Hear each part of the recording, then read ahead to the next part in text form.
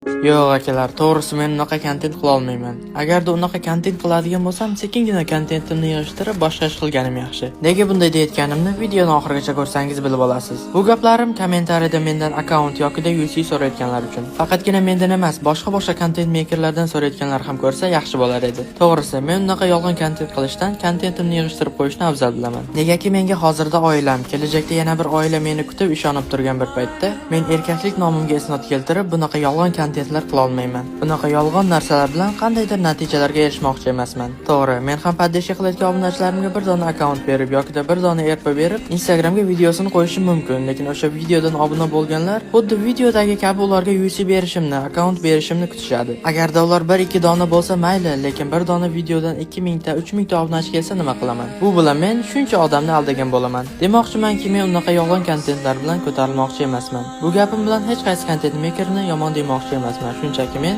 odamlarning ishonchini qozonib olmoqchiman, sotib emas. Bu bola ham yig'lab ko'tarilib ketdi deyotganlar. Bu bola yig'lagani uchun emas, shunchaki odamlarning ishonchini qanday qozonish kerakligini bilgani uchun ko'tarildi. Ana o'shaning uchun odamlar haligacha mendan akkaunt savdo yokida UC servis so'rashadi. Lekin hozirda menda unaqa narsalarga vaqt yo'q. Ammo Instagramda 10 mingta bo'lishimiz bilan akkaunt savdo va UC servisni yo'lga qo'yishni niyat qilganman. Shuning uchun obuna bo'lib qo'ying. Videoni shu yergacha ko'rib paddeshi qilib qo'yganlarga esa katta rahmat. Joninglar sog' bo'lsin.